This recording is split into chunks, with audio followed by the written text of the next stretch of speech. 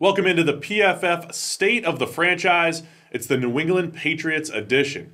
Sam, a lot of movement for the New England Patriots. They lost a lot of talent early, from Nate Solder, their left tackle, moving on in free agency, Danny Amendola signing a new contract with the Miami Dolphins, Malcolm Butler is out, and Dion Lewis, their running back, also out. But they've also complemented that by a lot of new players coming in that they're just going to piece in on the defensive side of the ball and at running back. What do you make overall, at least, of this offseason so far for the Patriots? Yeah, one of the teams with a lot of turnover, both a lot of talent going out the door, a lot of talent coming in the door. It's going to be interesting to see where that lands in terms of net loss or gain overall. I like some of the moves they've made. I think the players they've brought in have been good, talented guys that actually fit well within that New England system. In particular, Danny Shelton, who they got in a trade with the Cleveland Browns. I think there's a lot more potential to Shelton than he ever showed in Cleveland. And I think he might show that with New England, who do use their defensive linemen way more extensively and way more versatile roles than somewhere like Cleveland does. Shelton had 47 total pressures his final season in college at Washington. He's got 30 career pressures in the NFL so far. The Browns just have not found a way to use him as a factor as a pass rusher, where I think he can be that in New England's system. Yeah, when he was coming out, I think we were all saying, don't just put him at nose tackle, move him around, so this could work out in New England. They also add an Adrian Clayborn on the edge, so we're looking at a New England defensive line who at times last year got gashed against the run, and when you talk about rushing the passer, really, you could only trust Trey Flowers off the edge. Dietrich Wise, who was a rookie last year, he did okay at times. James Harrison steps in late in the season and becomes maybe their best edge defender to go with Trey Flowers. Now when you're looking at that Patriots defensive line, Trey Flowers has some friends with Claiborne on the other side, with Shelton in the middle, right next to Malcolm Butler. So now it looks like a defensive line that can stop the run a little bit better, get after the passer, and it's a lot deeper than it was last season. Yeah, Claiborne is a nice addition. He had 54 total pressures last year. So even if you forget that one game against Dallas, the 6 sacks, the game that made his season, if you forget about that, you only take away 12 pressures. He still had 42, which is a pretty good return for an edge guy and a career year for him. That's a nice addition. But James Harrison is the X factor there, because late into the playoffs, he became their most dominant edge rusher. It'll be interesting to see if, with a full offseason in the system, he becomes a key player for them on the edge, despite his advancing years and the fact that he's older than Father Time himself. He could be one of the biggest additions to this defense just by being there for a while. So the defensive front gets some help, and then in the secondary, Malcolm Butler's out, Jason McCourty is in. I mean, Butler's had a really nice career, though last year, worst season of his career, took a step back. We all know the Super Bowl. He gets benched, doesn't play. A lot of controversy there.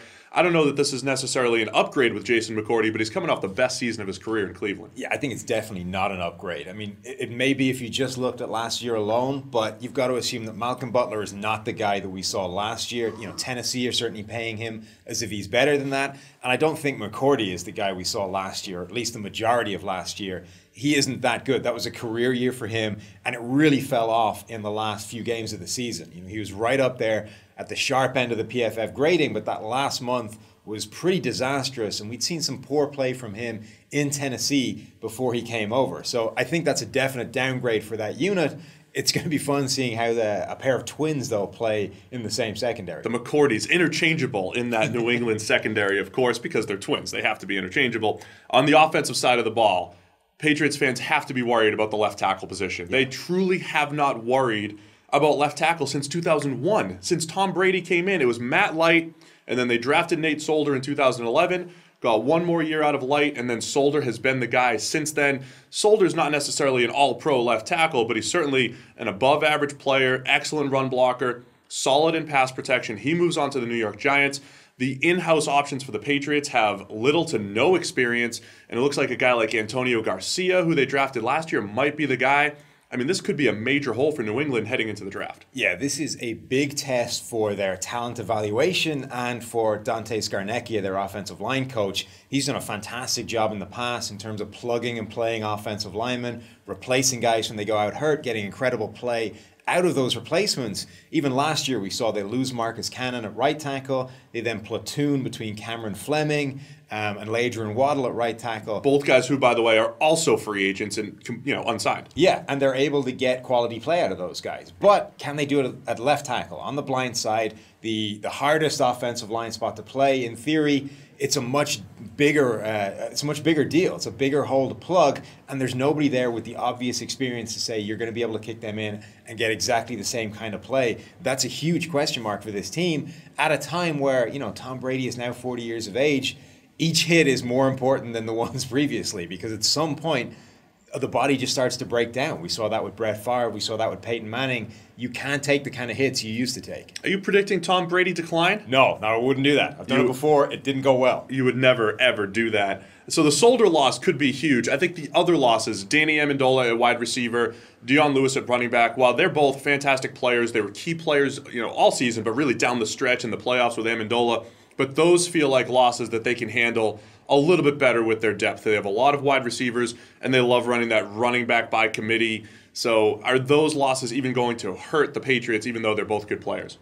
Yeah, I agree with you. I think those are losses they can patch up. We've seen them do that before. They bring in guys to replace those specific roles in an offense. Dion Lewis is the one I think that could hurt the most because he became such a versatile running back for them. They need to find a guy that isn't just a ball carrier, running back only, but a guy that can be a factor in the pass game as well, the way Lewis was. They may end up replacing him with multiple guys, not with one player who becomes everything Dion Lewis was, but a running back by committee, guys to have each specific role and together, combined, replace what Dion Lewis brought. As we look forward to the draft, a couple key areas for New England. We mentioned left tackle. I think that's, unless they're really, really confident in their, in-house options, have to be looking at tackles in the draft. You mentioned Tom Brady's age. They traded away Jimmy Garoppolo. It seems like they're going to draft a quarterback, maybe not in the first round, but at some point. And then on the defensive side of the ball, more front seven depth, certainly linebacker a place that they could attack. And even with the addition of Jason McCourty, they didn't have to go all out to grab him. So I think another corner certainly could be in the mix for New England. Yeah, it's a team without a huge amount of holes, but they could do with adding depth at a lot of different positions. So there you have it. It's your New England Patriots state of the franchise. A lot of players in and out, and a couple big holes still to fill as we head to the NFL draft.